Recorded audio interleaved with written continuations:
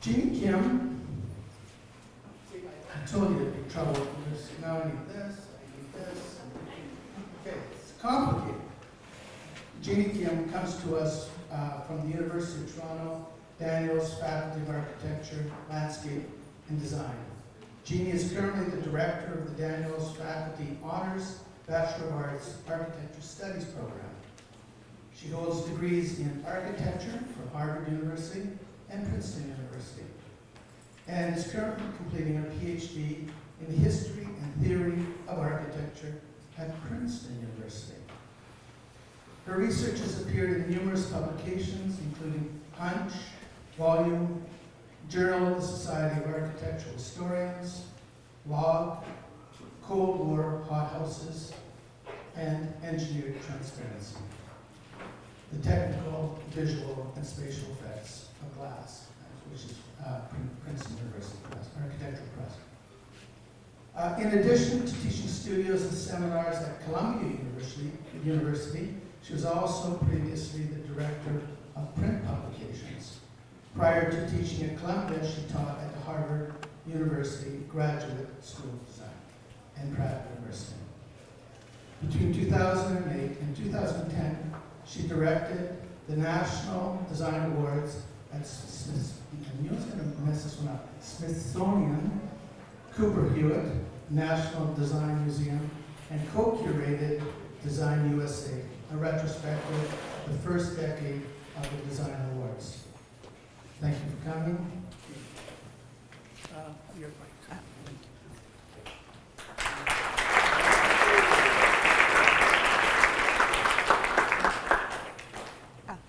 Thank you, Richard, for that introduction, and thank you, Jay, for inviting me to the school to be part of this. It's been a nice opportunity to. Oh, is it on? Yes? Oh. No? Okay. I don't think so. Oh. It's on the top, there's a switch. Oh, was I supposed to turn it on? Sorry.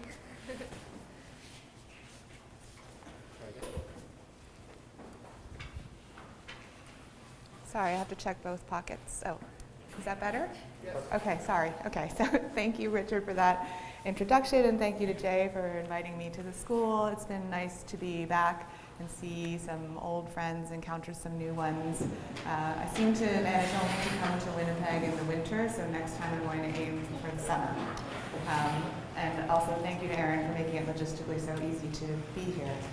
So I feel like I misread the assignment a little bit on this because we've heard in the other keynotes a clarion call to be more entrepreneurial and to position ourselves at the table between discussions around technology, design, and policy. I took a much more myopic approach. I decided that I'm just going to talk about our program. So I'll talk about the undergraduate program at the University of Toronto and show you a little bit of the work that our students do, and then make some suggestions about what I think we can do better, which can hopefully extrapolate to become a larger discussion about architecture and education. So for those of you who aren't familiar with the undergraduate program at the University of Toronto, just to give you a little bit of context, our graduate programs in architecture, landscape architecture, and urban design comprise about 350 students. And then we have 100 students in visual studies, so that's a combination of roughly 90 undergrads and somewhere between 6 and 8 graduate students. And then we have 1,000 students in architectural studies, so by far the largest program. It is a Bachelor of Arts, so it's a degree that is established in the liberal arts tradition, not a pre-professional degree. And I think that makes a big difference, and I think hopefully that it will be therefore a kind of contribution to the general discussion we've been having, because it's a bit of an anomaly in terms of the other programs that we've heard about so far today.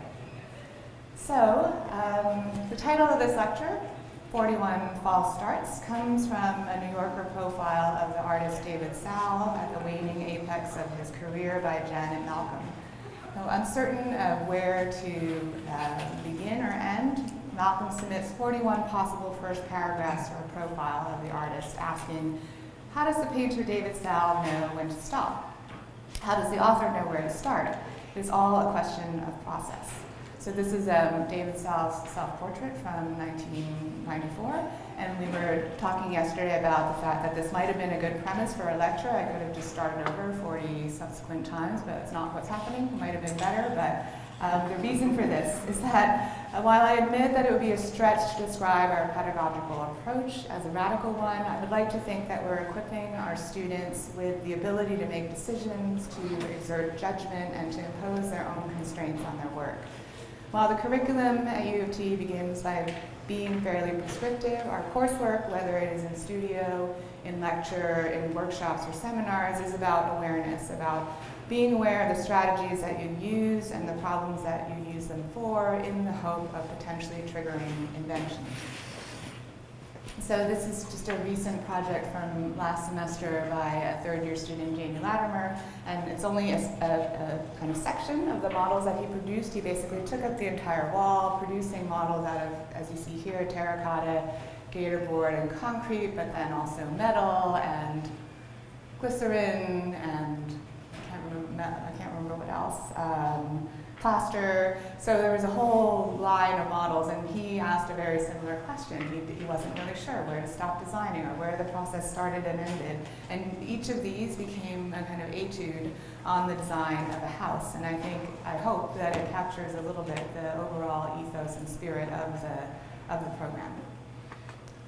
So in my lecture courses, I usually like to start by introducing a small piece of writing by John McPhee, who's one of my favorite authors, where he describes the idea of the draft in writing as being akin to working iteratively in design. And this is an idea that I think is useful for beginning students in design, both in their lecture courses, but also in their design courses. So he writes, quote, "First drafts are slow and develop clumsily because every sentence affects not only those before it, but also those that follow.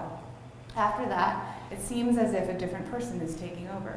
Dread largely disappears, problems become less threatening, more interesting," unquote. So not unlike Milan Kundera in The Art of the Novel, McPhee seems to be describing writing as an accumulation of experience that ultimately can't be precisely applied because every context becomes different. And I would argue that this is not unlike the design process. So again, our ambition is to equip students with the capacity to harness the tools of design, whether they're drawings, models, or images, as modes of thought. And our job as teachers, therefore, is to create a baseline of recognition and then to introduce doubt. So turning back to McPhee, when editing his own writing, he recommends the use of the dictionary, specifically Webster's second edition, rather than using a thesaurus because they are not as discursive. We try to insist upon this kind of analogously in the context of our own coursework. If you're going to try something new, you need to have some idea of what is gained and also what is lost. So just as an example from McPhee's writing, he recalls the reflection of light on a river swamp in southern Louisiana from a float plane.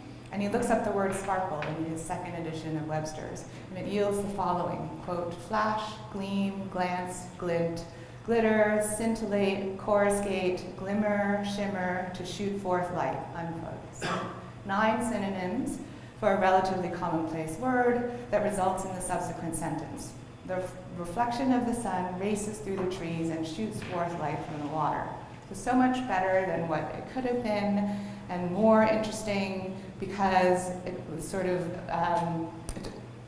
it's more interesting because it attempts something more than what was first thought possible when the word was selected. And I would like to suggest that this is sort of akin to what we're trying to tell our students to do when they design. I also like the fact that McPhee always knew when to call it a day. And so in a letter to his daughter Jeannie, who is also a writer, he writes, quote, "Dear Jeannie, what am I working on? How is it going? Since you asked, at this point I have no confidence in this piece of writing. It tries a number of things I probably shouldn't be trying. It tells the story inside out. Like the ship I'm writing about, it may have a crack in its hull, and I've barely started. After 4 months and 9 days of staring into this monitor for what has probably amounted in aggregate to something closely approaching 1,000 hours, that's enough. I'm going fishing," unquote. So I feel like it's a good setup for early students to figure out, or at least try to start figuring out when they should start something, where they should stop it, or where to start and when to stop, and how to recognize that that's part of developing your own design methodology. So turning back to the task at hand a bit, as we know, the anti-academic spirit of the Bauhaus and its received pedagogy of design as something that is measurable and with codifiable causes and effects came under scrutiny by the 1960s as an empty formalism that revealed the shortcomings of modernism as a false messenger of democratic ideals. This produced the ground, as was brought up last night, for alternative pedagogical approaches to emerge. So this is Hannes Meyer here, and then this is not the famous circular pedagogical diagram, but one of Walter Gropius's diagrams about the training and education of architects. So while many of these experiments of the 1960s proved to be short-lived, the upheaval of the subsequent decades reveals some tendencies that we continue to grapple with today in both education and practice. Despite the diversity of commitments and the lack of unanimity about what constitutes architectural education today, it seems productive to at least mutually embrace a hybrid disciplinary culture that works with history and tradition while taking advantage of new technologies and the opportunities for global exchange. So while our program doesn't have a mission statement, I think this comes close to the ethos of the effort, and we're now 4 years into it. I may not have said that at the outset. So we redesigned our curriculum 4 years ago, so this is the first full cycle of that, so it was a nice excuse to sort of reflect on what we've accomplished. I should say, though, that this is also not a new idea. This is an image of Henry Russell Hitchcock teaching at Smith College in Massachusetts.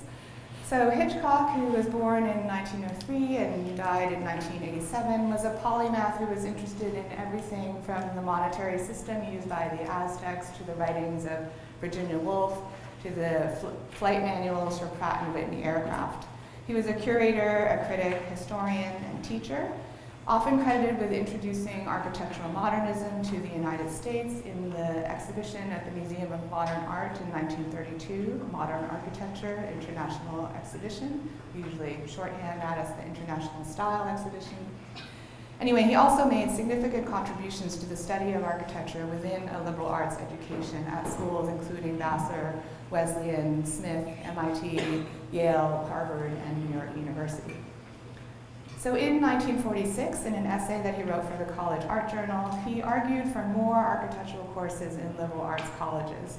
These should introduce general education students to architectural history, teach them how to read plans and sections, inform them about the developments in building technology from a structural perspective, and relate all of this knowledge to town and urban planning.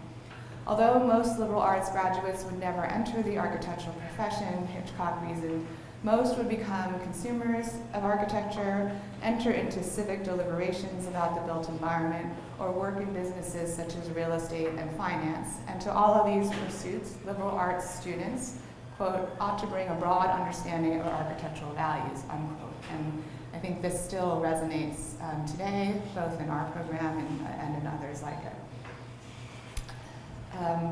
So after World War I, art departments, World War II, art departments expanded in most older colleges or were newly established, but the integration of the possibility of the non-professional study of architecture was not as willingly realized because the professional training of architects was still largely in vocational schools. Nevertheless, by 1975, 30 years after Hitchcock's essay, there were 18 colleges and universities offering non-professional liberal arts degrees. So here I'll just read this quote from this essay that he wrote. Not many college graduates will be directly responsible as architects, contractors, or builders for the erection of buildings, but most college graduates as individuals will need to buy or rent houses, even though they may never actually build one. Thus, they will almost certainly be consumers of buildings, even if they are not producers of architecture. As citizens and as members of various organizations, they may be voting on or in other ways influencing building projects. Liberal arts colleges should educate their students for leadership in such matters. So similarly, our program at U of T is founded upon the idea that design thinking is in itself a form of liberal arts inquiry that's akin to reading and writing, critical analysis, quantitative analysis, algorithms, etc., and that the study of architecture is the study of culture itself and a mode of knowledge. So we're producing architects, clients, critics, developers, and engaged citizens. And so that is kind of the mandate, I think, of the program. But as I was looking at this essay again in preparation for this visit, while certain things resonate with our contemporary situation, there are other moments that don't, including this one where he's describing why a liberal arts education would be particularly useful for young women, because they will be interested in setting up their homes for their families as soon as they get married. So certain things make the essay seem prescient and other things make it seem very much of its time. Just as a digression from our own school history, this is an image of Esther Marjorie Hill, who was the first woman to graduate from Canadian School of Architecture in 1920. So upon her graduation, she received a standing ovation, and the Toronto Globe reported that, quote, "the Canadian woman has invaded yet one more profession," unquote. And so in this article about her, they describe, or they interview her, and they write, quote, "As a course," oh, it's barely legible, sorry. "As a course for a young woman to follow, Miss Hill thinks that architecture is by no means one to be rashly entered upon. A good training in mathematics and a firm determination to persevere in spite of difficulties are the two essential elements of equipment for the woman who would qualify as an architect," unquote. So just a counterpoint to maybe what Hitchcock was putting on the table. But to turn back to the Hitchcock, so I think one of the most significant takeaways from Henry Russell Hitchcock's piece is perhaps the idea that in architecture, fact, form, and imagination are in synthesis, thereby making the discipline a close ally of the humanities. So skipping ahead 30 years later to 1975, there was a conference held on January 10th and 11th at Columbia University that was co-sponsored by the Institute for Architecture and Urban Studies, called Undergraduate Non-Professional Education in Architecture. The participants of this conference included many figures who continue to teach and shape the idea of undergraduate education in our discipline today. So people like Kent Bloomer, who was then at Yale University, Peter Eisenman, representing the Institute for Architecture and Urban Studies, Bernhard Leitner, who was teaching at New York University, Robert Stern, who was at Columbia University, and John Kasparian, who was at Rice University.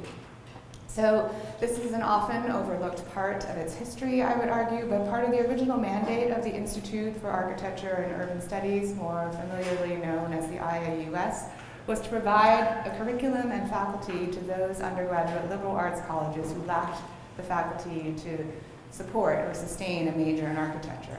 So this is a famous image of that core group from Casabella dressed as soccer players, but I'm sure all of you in this room know, but that IAUS was more recognized, or at least in our contemporary times, is better known for launching the theoretical journal Oppositions, for bringing European theory to a North American context, and for endeavors like the 5 Architects exhibition at the Museum of Modern Art.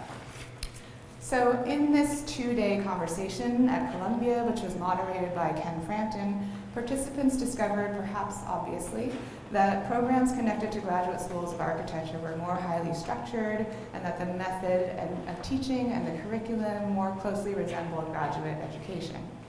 There was a general sense of optimism about the increased interest in non-professional studies in architecture precipitated by the post-war construction boom, suburbanization, the related processes of urban redevelopment and public housing reform, what was seen as the crisis of the American city, and increased sensitivity to human ecological impact and what came to be called environmental studies as it is here. So Frampton, in summarizing the conference, expressed the opinion that the curriculum of the undergraduate major in architecture should include a strong emphasis on architecture's role as an influence upon and reflection on the culture in which it is made. In summarizing the proceedings, he outlined 7 areas for an ideal curriculum in a non-professional education in architecture. So I won't read these, but I like the last one where it calls for basic design courses, the ideal structure and curriculum for which had not been determined. I feel like that's still the case today. But otherwise, these are points that are still 40-year-old guidelines that are still maybe perhaps parochial, but I think still in place in certain contexts, perhaps including our own. So this discussion was precipitated in part in response to the proposed phasing out of the B arc, because there was a reaction against what was felt to be early specialization in the field. And what was emerging in its place was the 6-year combined degree in architecture. So I think it's important to note that as the 6-year degree, the sort of 4+2 model was emerging in our own field, the same thing was happening in law and in medicine. And whereas those two professions have largely retreated from that model, we still have remnants of it in our own field. The proceedings of the conference yield an interesting list of non-professional programs that existed at the time. It's just, I think, kind of interesting to look at just because some of them no longer exist and others have come and gone since 1975. Just to briefly mention one of these, this is an image of the architectural laboratory at Princeton University that was established by Jean Labatut in 1949. So Labatut was described as a teacher of teachers, and he first arrived as a faculty member at the university in 1928, and he stayed at Princeton for 60 years. Through this lab, he attempted to realize an architecture pedagogy that was grounded, in his own words, in science, experience, and spectacle, while seizing upon the notion of a liberal arts non-professional education in architecture as an opportunity to be more experimental. And I think this is something we as a school, but other programs like ours, could seize upon with more vigor. In the space of the lab, Labatut argued, the school could experiment with experience-based methods of instruction founded on the idea that architectural education should transcend the drafting table or the lecture hall. And though the end results of this experiment were more speculative rather than either pragmatic or practice-oriented, it did become a site of experimentation for visiting faculty at the school, including Louis Kahn, Richard Neutra, and as you can see here, Buckminster Fuller. So at the same time, Labatut made sure that the lab and the work carried out there was not pre-professional or vocational. And this is in part because Princeton's curriculum was and remains to this day grounded in the tradition of the liberal arts, rejecting professional training at the undergraduate level in favor of a well-rounded education in the humanities. So returning to the conference at Columbia, in that same year, just a few months after Kenneth Frampton's optimistic survey, Jane Holtz-Kay, who was the architecture critic at The Nation, noted some confusion around the question of the study of architecture at the undergraduate level. She wrote, quote, "Is architecture an undergraduate or graduate education? Does it require 3 years, 4, or 5, or 6? Is it a trade, an art, a science, or a profession?" Unquote. So in the article, she interviews Peter Eisenman, who is then the director of the IIUS, and he emerges as a champion of non-professional education in architecture, responding to her inquiry by stating, quote, "The common exclusion of architecture from liberal arts undergraduate courses deprives a general humanist education of that which constitutes a most obvious synthetic discipline, namely the study of the creation of the physical environment. The case could be made that the frequent exclusion of architecture from the liberal arts curriculum is in itself a contributory factor to the brutalization of our physical environment," unquote. So while the world perhaps doesn't need more architects, it needs more people who can be thoughtful about architecture. So turning briefly to our own school history, but before then talking about our curriculum today, at the end of World War II, the United States had 49 schools of architecture and Canada had 3.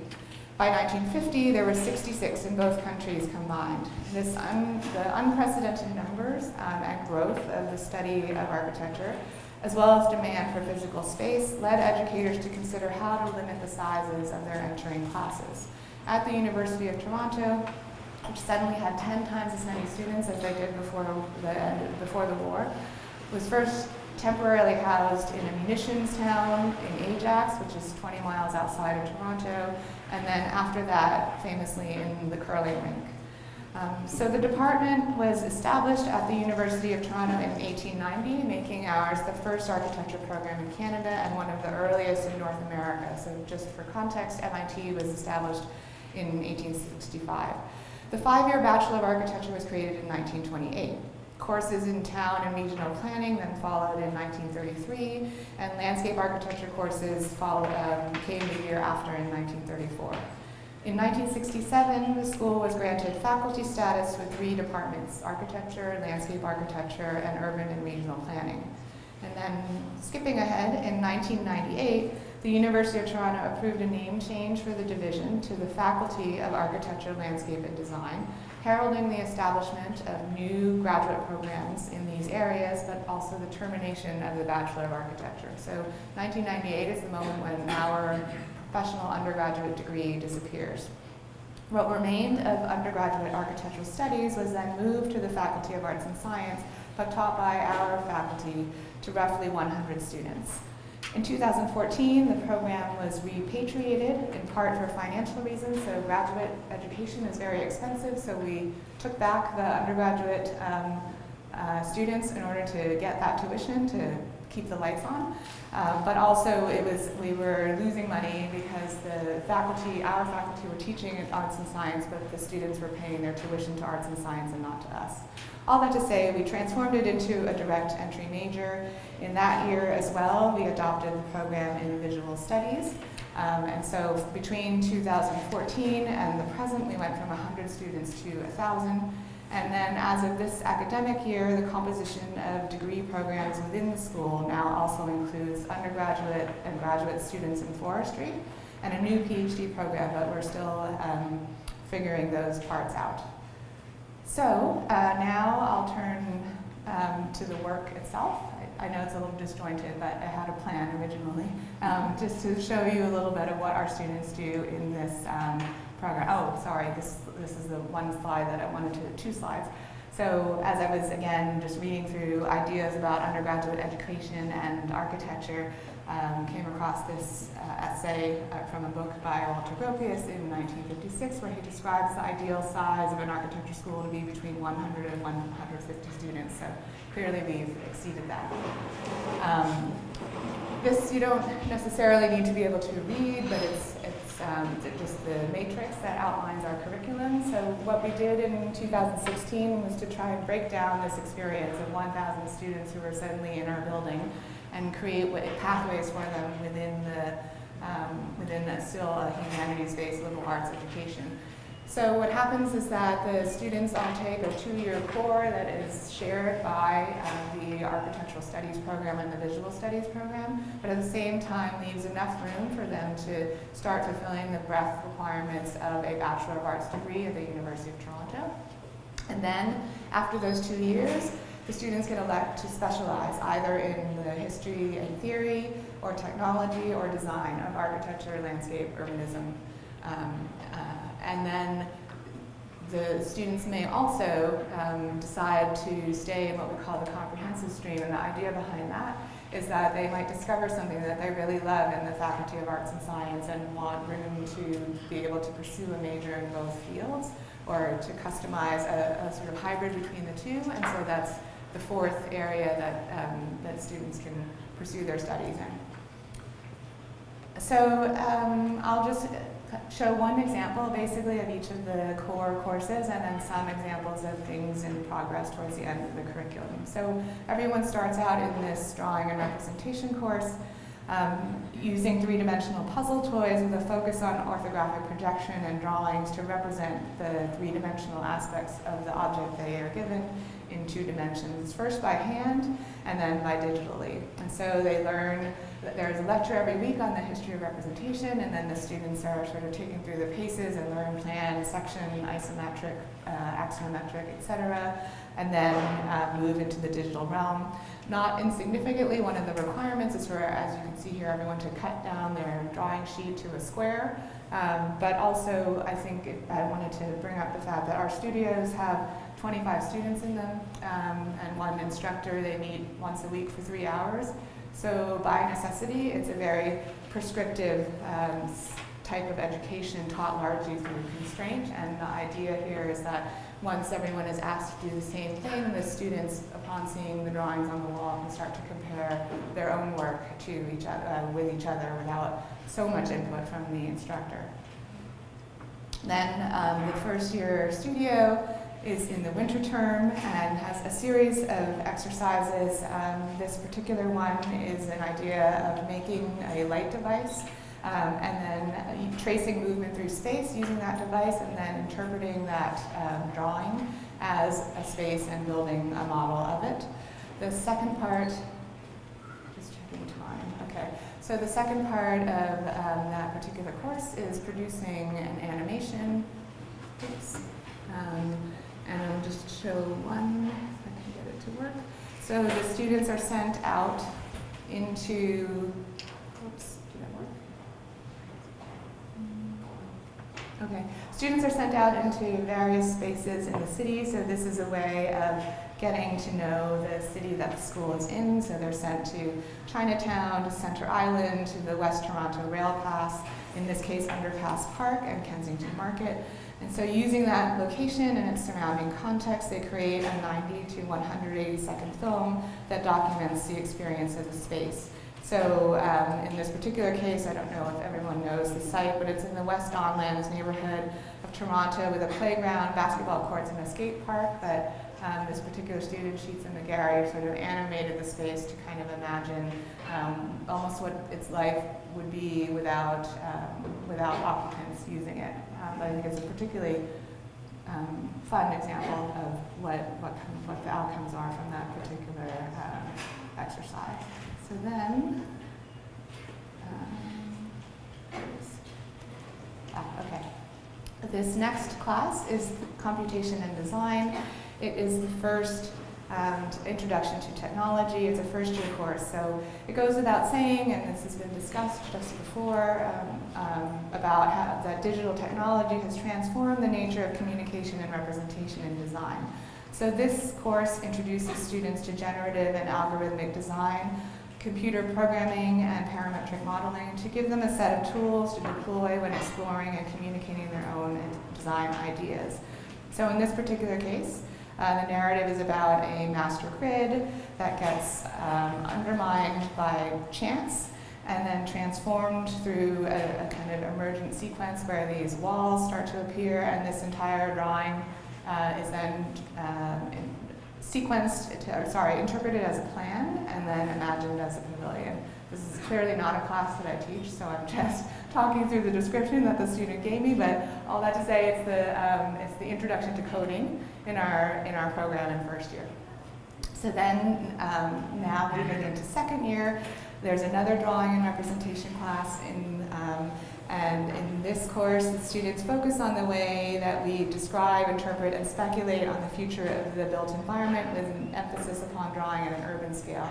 So this class has, all of these classes have roughly 250 students in them altogether. So everyone gets a 2-kilometer square portion of Toronto and the greater Toronto area to study throughout the semester, culminating in a series of observational drawings that consider how to communicate aspects such as lived experience, infrastructural dynamics, or local knowledge through drawing. So this particular project is by Kaylee McDonald, and she had a neighborhood in Scarborough that was sandwiched between the rail corridor, the 401 highway, and an industrial area. So first learning how to draw it, and then learning how to draw it for yourself. So she chose, as you can see here, to emphasize the kind of tree canopy, and then developing a kind of relationship or a way to read the site. So she was interested in the relationship between road geometries, curves and verges and views, and the kind of landscaping in that particular neighborhood. So she created a sort of typology of the road types and then created a series of sections, and then after this a series of guidelines for how to have a more sustainable and holistic relationship between these road typologies and the views that they foster in the city. This is moving now to the second year studio.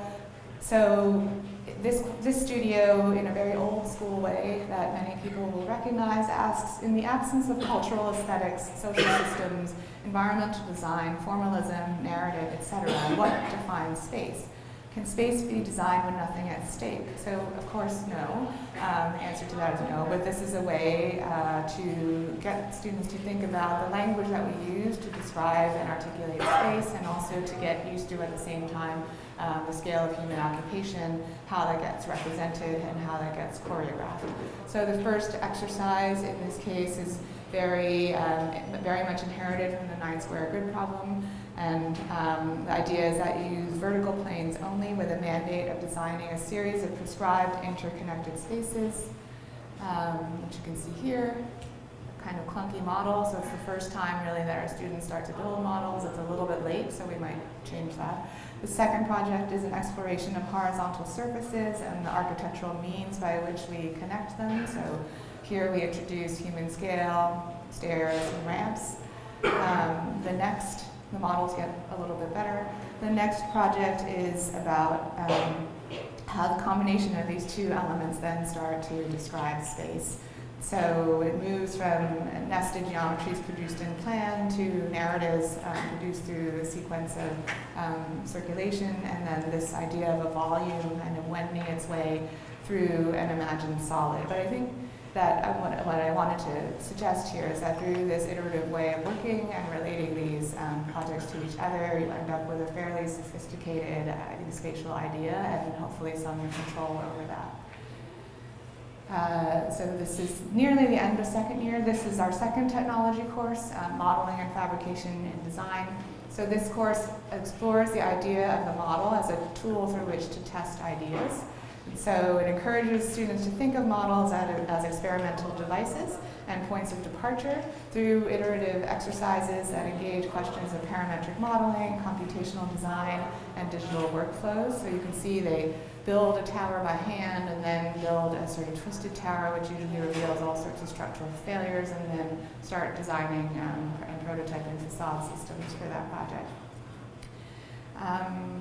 Okay, this is our class called Close Readings in Architecture. So in addition to, this is from one of our lecture courses, in addition to quizzes, outlines, and various writing assignments, this course asks students to interpret unbuilt utopian projects through models, drawings, and text. So here, second year students were asked to consider Aldo Rossi's unbuilt monument to the resistance in Cuneo, Italy, first through a model based on incomplete drawings, and to then situate the project in a real or imagined site, and finally to describe the experience of visiting it.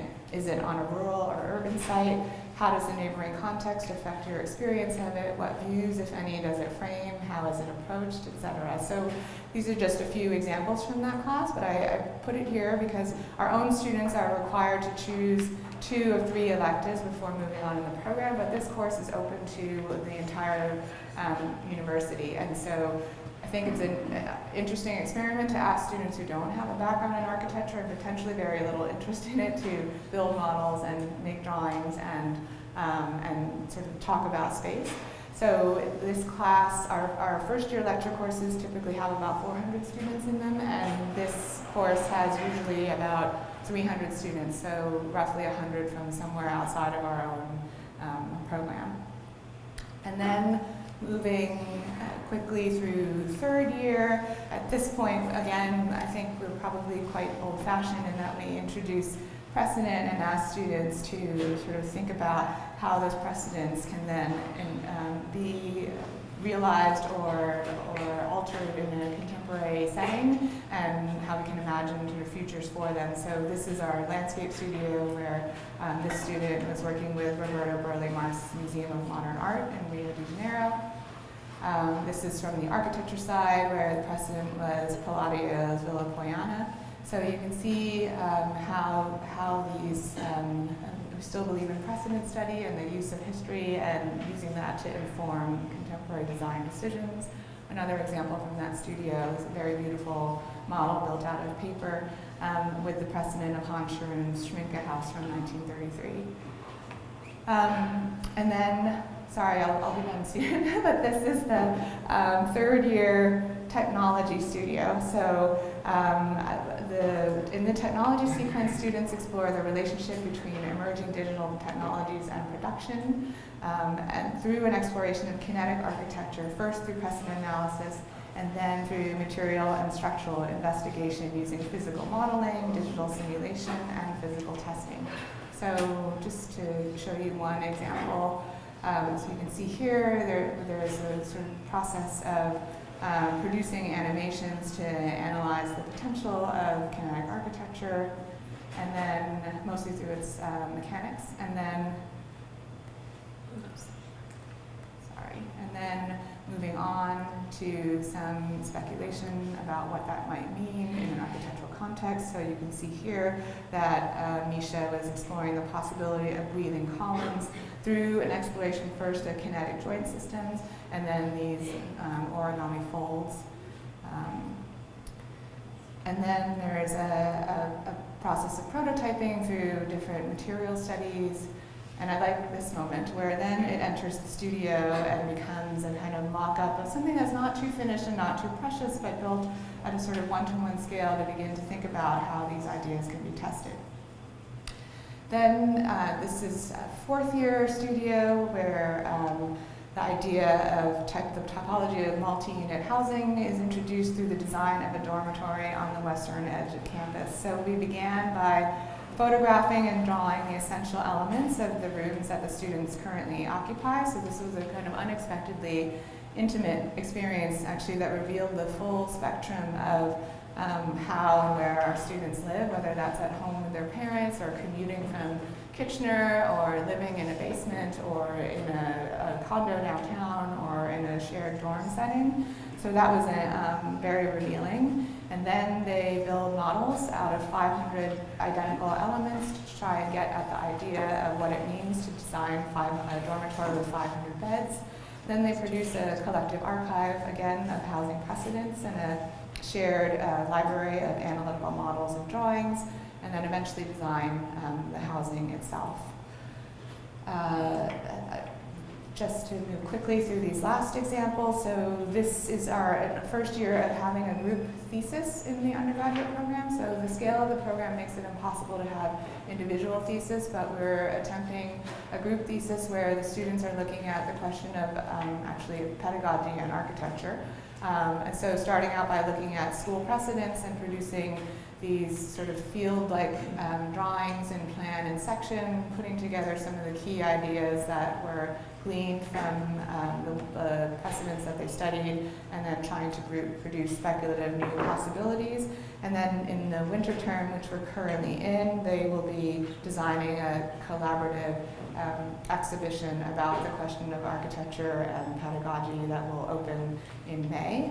And then the last part of our curriculum is a series of electives that take place in the fourth year that allow students to, outside of studio, explore some of the ideas in each of the streams. So this particular example is called Lazy Computing. It was a seminar about our disciplinary nonchalance towards the production of form. So how can we unconventionally use everyday computational platforms, or how can we exploit the tension between an object's physicality and its digital simulation as a new working method. So I like this course because they were asked then at the end of it to produce physical models that start to sort of represent what they discovered through a more iterative process of exploring the possibility of the idea of the glitch or this sort of misbehaving technology. And in this particular case, the two students were exploring what would happen if the seaplane and Rhino started to misbehave and cause sort of architectural chaos in the detritus that we produce. And then, so this other example of an elective is called Guided Distractions.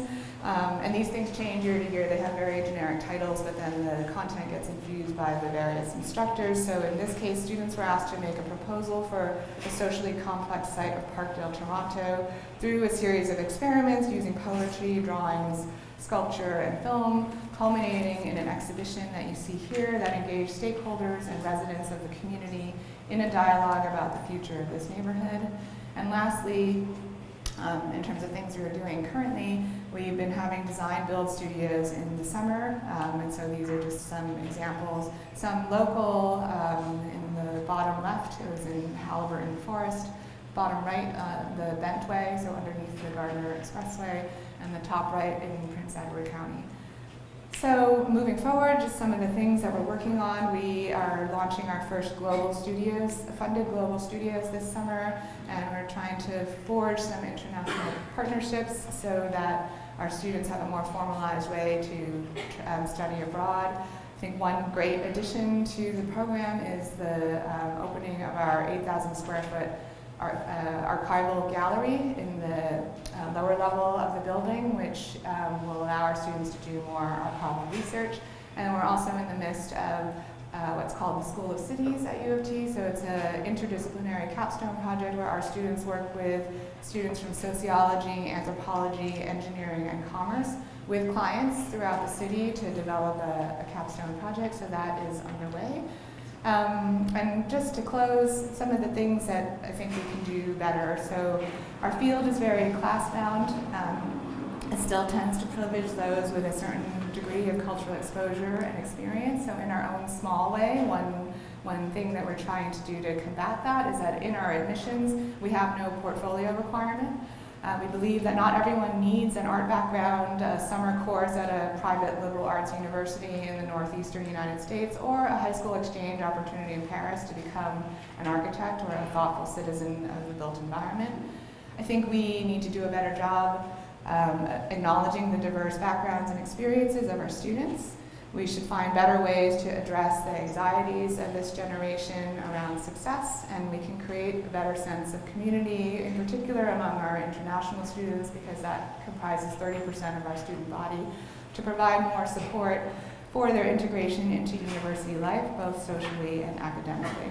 And lastly, many of our students still expect to become architects and landscape architects, so we have to make other pathways for design education both more apparent and more appealing. So while we empower them with this capacity to envision future scenarios that take on front page news, whether that's issues of indigeneity, climate crisis, or the imposition of a preferred style of federal architecture in the United States, we still need to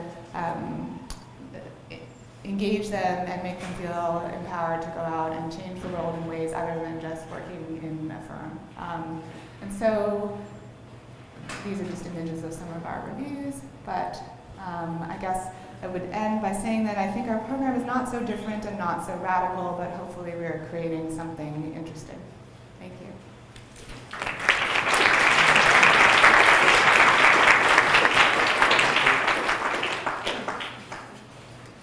Thanks so much for that, Jeannie. In the discussion that you started with one of the slides about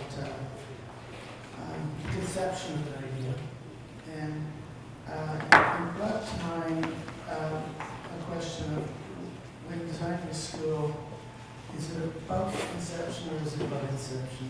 Is it about a preconceived idea of where we're going, or is it about a kind of emergence? I mean, this may be naive and a bit of an inherited assumption, but I would hope that it's about emergence. I would hope, and this is where perhaps it's again an old idea. I'm filled with old ideas, but I think that part of an architectural education is undoing the preconceived, while recognizing diverse backgrounds and experience, undoing the preconceived notions that we have about what architecture is, and using process and methodology to discover something new and find moments of invention along the way. So I think what I was trying to do was to emphasize things in progress rather than things completed. And I would like to think that our coursework does the same across the board.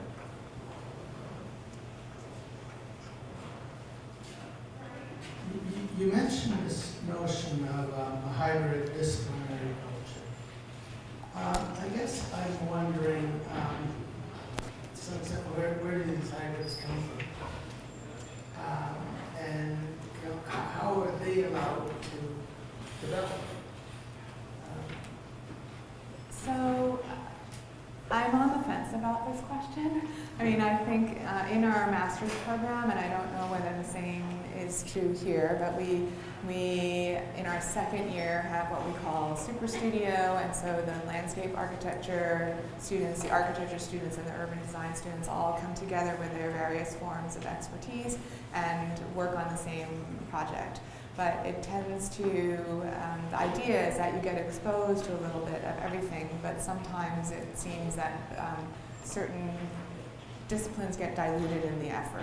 And so I think that experimentation like that, if it happens at certain key points along the curriculum, is really useful. And I do think that one great thing at the school that experiment engenders is the fact that when then students get to option studio in third year, you tend to get architects taking landscape architecture studios or landscape architects taking urban design studios. But it's not easy. It's not easy because there are things that are specific to the disciplines that we study.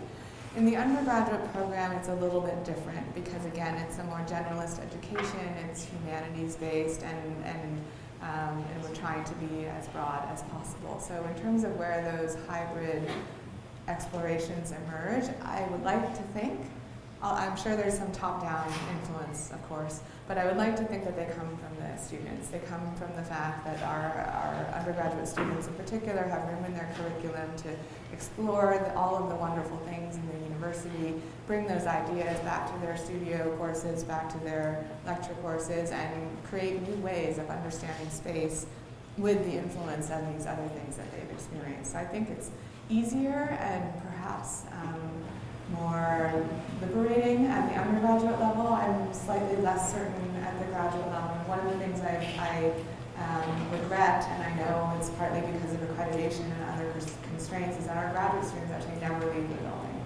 Right? They never see anything outside of what we tell them to learn. And I think that's unfortunate, but at the same time, I think there's value, at least at that level, at the professional level, of a more contained and constrained approach to disciplinary expertise.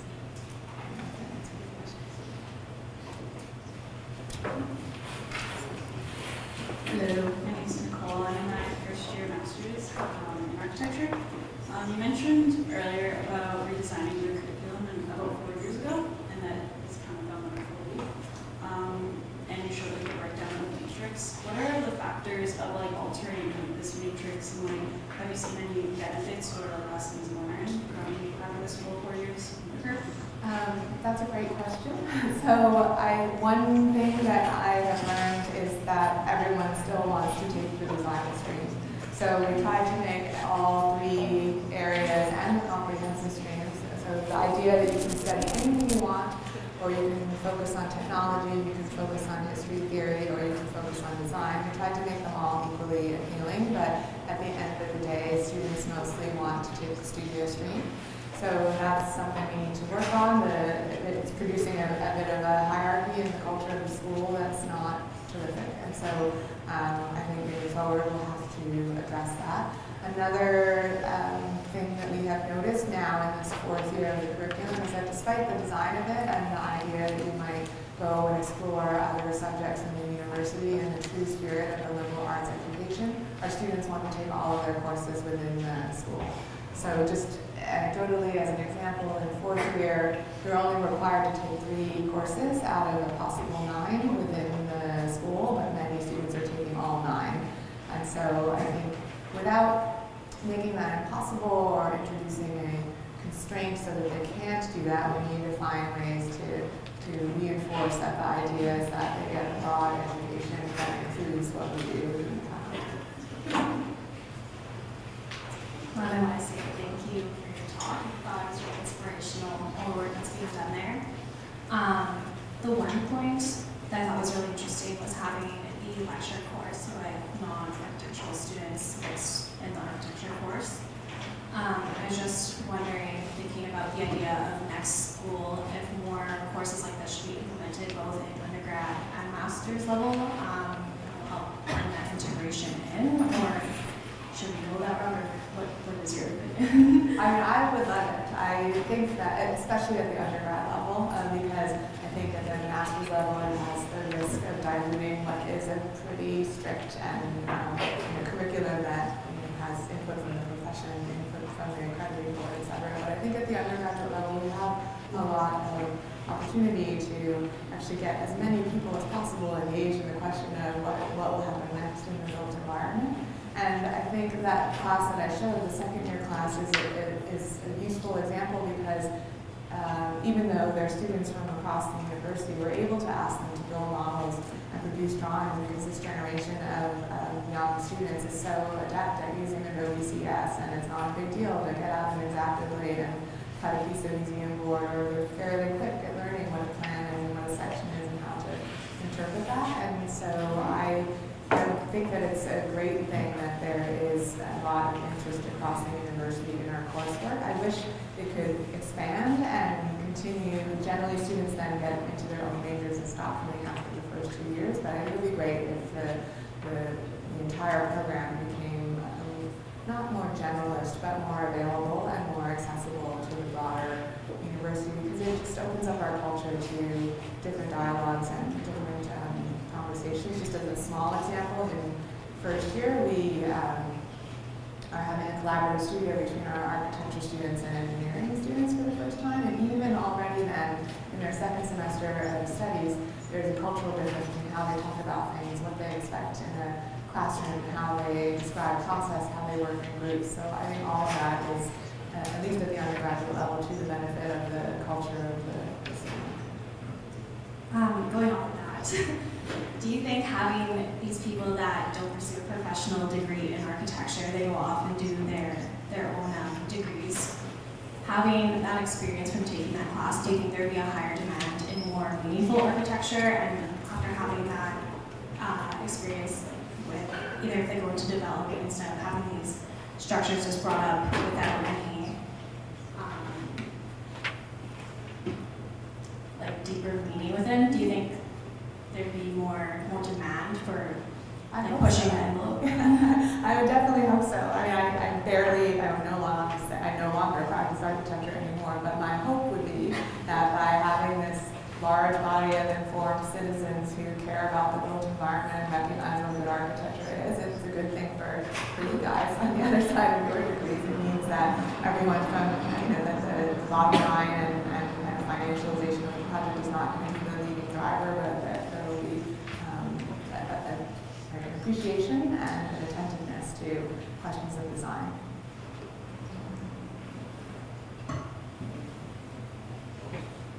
Hi, thank you for your presentation. Since this is now kind of going through its kind of first pass of students, what is the kind of breakdown of students, I guess, graduating from this and going into then graduate programs of architecture, landscape, and urban design, and students that choose not to pursue those types of graduate programs? So that's a great question. We don't have terrific metrics about that yet, but it's something that we're looking to work on. But I would say anecdotally from my own experience and seeing students go through the program, I think roughly 20% go on to pursue either a Master of Landscape Architecture or Master of Architecture. And the rest, I don't know, some have gone to medical school, some have gone to law school, some go into management consulting. Apparently that's a pretty translatable skill. Some end up working in gallery settings and museums. Others end up working for the city, working on planning and policy. So that's the general, that's what I know from students that I've had. But hopefully in a couple more years we'll be able to say more precisely where our students are going. Is it fair to assume the work projected is equally presenting the students that choose to keep going further and the students that don't? Sorry, could you? So like the work that you showed from each class, are those examples of student work that are students moving then into the graduate programs, or is it examples of work from students that aren't choosing to pursue that further? There's a sort of the scale of the program seems that there's a sort of very necessitates a kind of deterministic outcome to the work. But then what's the kind of the stratification of outcomes based on those Decisions. the decisions? Yeah. Right. That's a question that we're grappling with. As I said a moment ago, the design stream remains the most popular one because we're not doing a great job of communicating other pathways, I think, to our students. And most of them come out of high school and enter the program thinking they're going to be architects, and that's what they want to do. And that's why most of them apply to the design stream. So we can't let them all in. But in the upper level studios, so that Palladio example or the Sherman example, those are students who will probably go on in architecture or landscape architecture. In the technology stream, this is only the 4th year of the program, but in talking to some of the students who are currently working on the thesis, which I'm teaching, they're submitting research papers, they're thinking about going into building technology and building science programs, so they're not necessarily pursuing the straightforward path to Master of Architecture or Master of Landscape Architecture program. Some of them happen to be also studying computer science or physics, so that leads to other opportunities. And also I have heard from a couple of them that they're finding different positions within practices that don't have that technical expertise because they can contribute to firms in a research capacity, but outside of let's say traditional modes of design practice. In the history theory stream, again, it remains unclear, but some of our students have begun to apply for master's programs and PhD programs in that area. And then I think where the really exciting thing is for me is in the comprehensive stream where students can cobble together their own degrees and figure out for themselves what comes next. It takes a certain student with a sense of self and independence to sort out what that is. But just as example that I know of, so I have a student who I had in second year studio knew for herself that she didn't want to pursue architecture, but was really interested in anime, so she double majored in East Asian studies so she could become fluent in Japanese, and her plan is to move to Japan, and that's going to be what she does. And so I think that as we go on, hopefully there will be more stories like that, and we'll be able to tell a fuller picture of what our students do. Thank you. Thank you. So you mentioned that there's around 1,000 students in architectural studies, and that's like a lot of lines to I guess, and teach. And through like a studio, it's kind of around the theme of awareness. And through school, I randomly learned how to accept constructive criticism and also constructive criticism. Have you noticed any sort of pattern of like where students come from, of how they are aware of this type of process of constructive criticism? So this is something that I didn't mention in my laundry list of things we need to work on, but I would add that too, because I think even though we have a large curriculum and a ratio of students, or 25 students in studio, and we meet them once a week for 3 hours, it's nothing like the model that we're used to in the kind of traditional sense of one-on-one desk critics and lengthy consultations and seeing your studio critic several times a week. But we have more or less held on to the same way of delivering our curriculum. So we do like 3-minute desk critics instead of 45 minutes, and we try to get through everyone. And so I think we need to innovate there. I think we can come up with, we're a little slow both as a school and I think as a discipline to moving into the 21st century in terms of how we deliver our curriculum. And I think that's an area where we can work a bit harder. But to your point, I think because of that, and because it's our own received idea of what design education is, we assume that everyone is going to be comfortable standing up in front of a jury and describing their project orally and receiving feedback, even if it's not positive, and taking it back with them and understanding how to respond to it. But I think that's unfair. And so many students do figure it out through the help of their peers or through sort of observation, but I think that it is a different type of learning and a different type of, the expectations are different. And so I think in addition to, as I said, trying to find better ways to address the anxieties of this generation around success, I think we need to equip our students with better strategies specific to the design discipline about how to deal with those kinds of interactions in a more equitable way. I just have, hopefully it's a short question.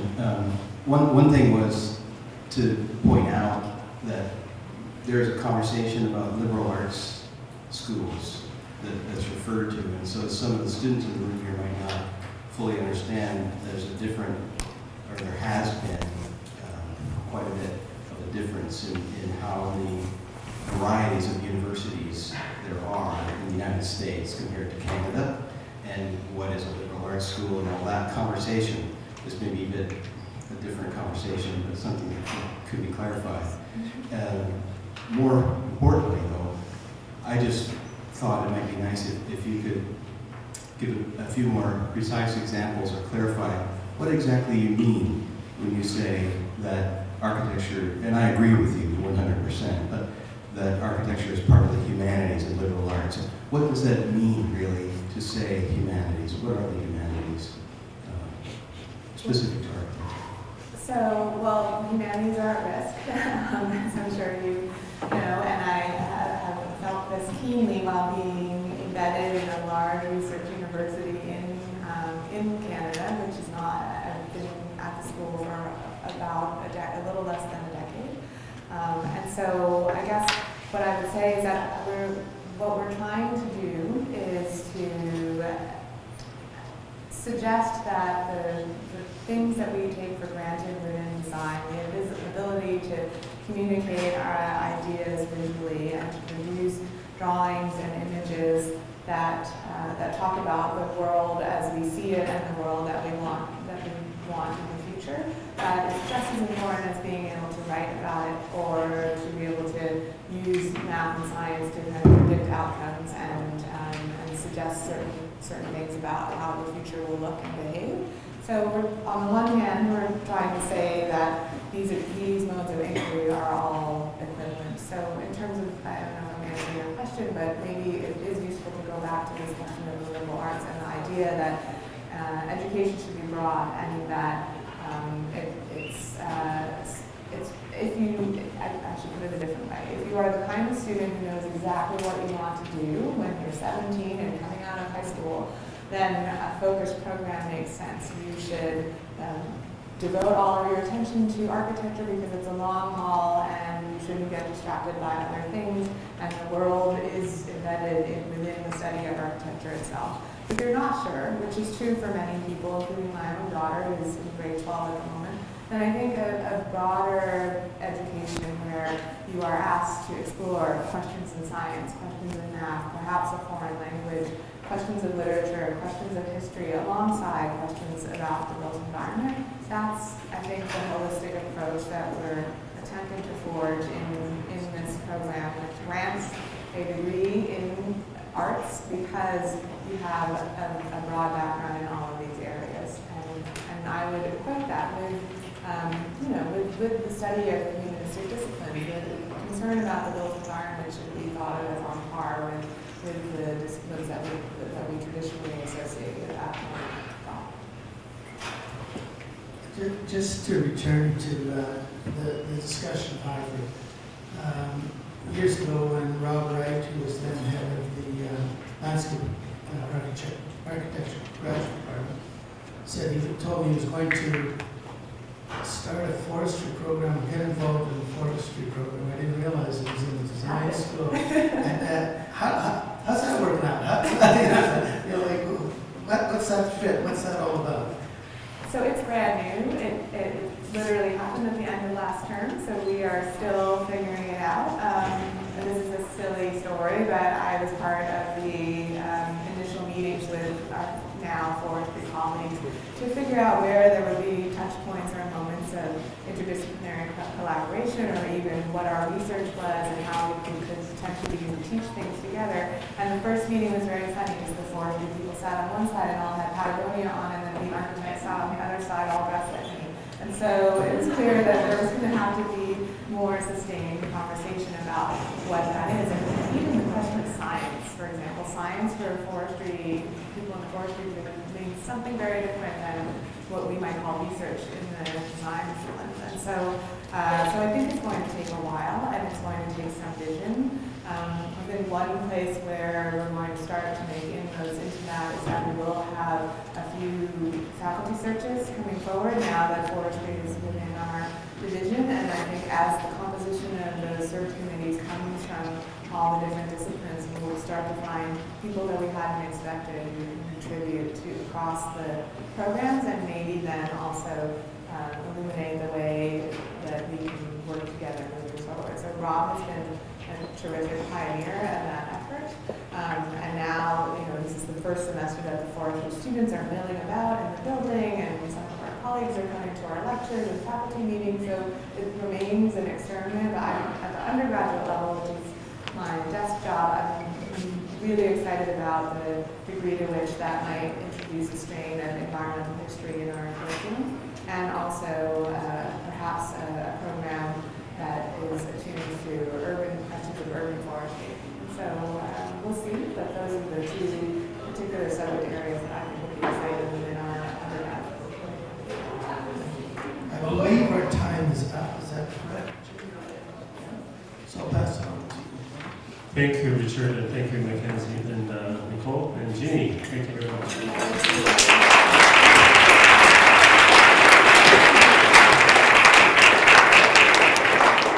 Now we have one full hour lunch.